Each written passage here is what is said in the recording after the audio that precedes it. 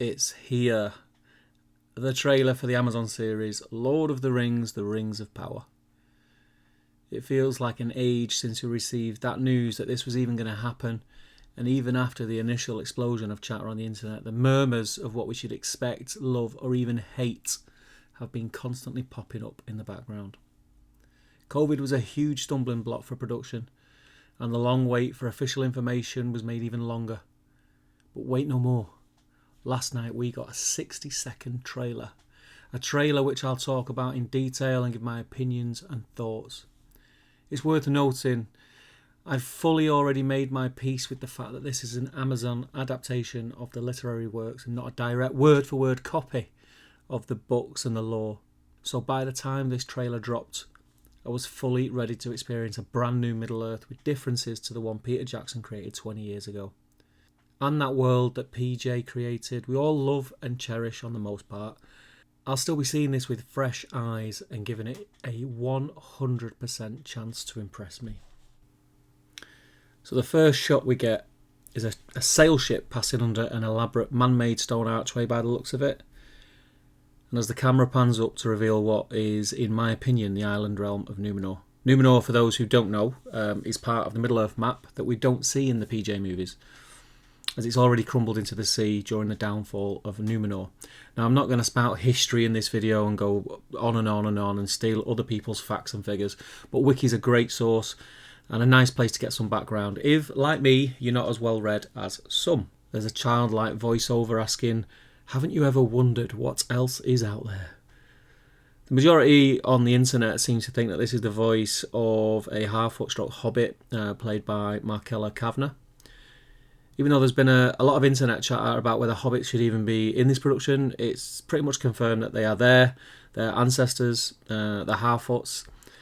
And for me, this is fine. It's going to be a good intro into the movies for the people who haven't already seen them, to let people know where the hobbits came from before the Shire even existed. Again, rumours have it that we see Markella's character again right at the very end of the trailer, but I'll come to that. From Numenor, still with the playful tones of the voiceover, we get a beautiful shot of the two elk horn wearing hunters that we got a glimpse of this week in the stills from the Vanity Fair article. Again, these stirred up a lot of disdain, but we need to remember we're in a fantasy world being reimagined, and we'll see things we don't necessarily associate with the Middle-earth that we have in our minds and think of fondly. Not yet, anyway. Then we move on to an epic shot of a waterfall with a rocky background that it doesn't look too hospitable. It looks quite barren and cold. Could that be the Helcarax? That's kind of the murmurs on the internet again. I've been on a lot of forums, watched a lot of other videos, and that seems to be the general consensus of what people are saying. Galadriel's there, and we see her scaling a rock face and using the dagger of the two trees, which we've seen on the initial images of all the hands. And she's kind of using that as, if you like, a climbing axe. It's a very cool image. Then we have a damaged raft on a raging sea that we now know Galadriel and Halbrand are on board.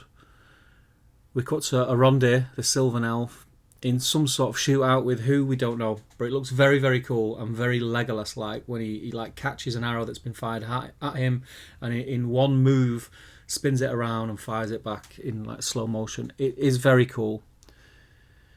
Then a really interesting and thought-provoking image of a meteor flying through the sky. It's a split second, and then straight after that we get, which we all assume, and I think probably, it'd be a knocking bet that that's Gil-galad gazing into the sky at said meteor, possibly. Then a well-used shot in the movies to show a side-on panning shot of a cavalry charge. Galadriel at the front leading by example. The lighting in this shot is a little bit darker and a little bit more grim. The significance of that, we're not sure yet, but I'm assuming this is kind of midway through and evil has started to establish itself more. So maybe they've changed like the colour tones of the palette that they're using to show that. Then Galadriel again, in what we assume is some kind of cave. She looks to be in the same kind of clothing as she was when she was climbing the rock face. So whether this is just after that or just before that or on the same expedition, we're not sure. She looks like she's on some kind of hunt or something like that. It's a dark cave area. She's got a flaming torch, and then out of a dark corner charges a creature of which we haven't seen anything like in the PJ movies. Is it a troll? Is it a Balrog creature? Is it something to do with Morgoth? Who knows? It looks very menacing and very cool though. Then we get a Karma shot zoomed out of possibly what we think could be Linden. Looks like a gathering, very similar to the Council of Elrond, that kind of vibe. So there are some nods to that aesthetic that we already know and love. It also reminds me of the colour palette of the image we've seen on the article where we see Elrond greeting Galadriel. Very, very similar vibe to it, so that could be the same place. We then jump to a dwarf who we now know is Durin the Fourth. Quickly turns to a shot of Elrond in a kneeling pose, just like looking up. I'd hazard a guess these are in the same scene. They look very similar. As we know, Elrond had dealings with dwarves. A quick flash of the dwarf Princess Disa singing, then flashes out of that scene and back to the damaged raft again with Galadriel and Halbrand. A little bit calmer, it looks like, with the seas here in the background. They're all looking very wet, and then you see a male hand lift Galadriel's hair to reveal her elven ears. So we're assuming that until that point, if it is Halbrand, which we think it is, wasn't aware that it was an elf that he was travelling with, or he was stranded on the raft with.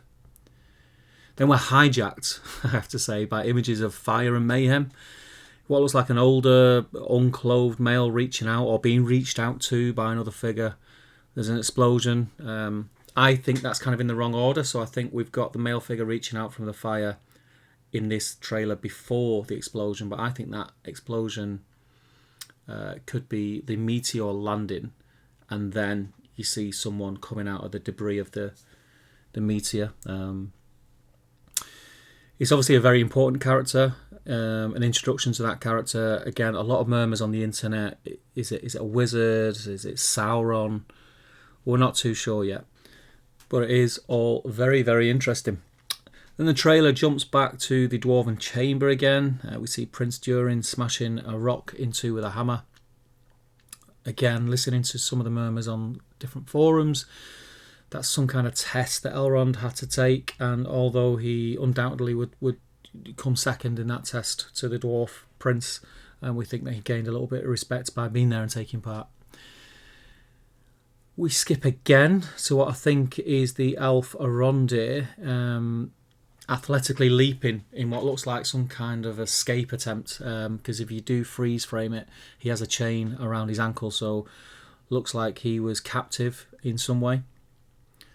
Now the next clip is super, super interesting, and the rumour mill seems to think this screaming elf is Finrod, Galadriel's brother.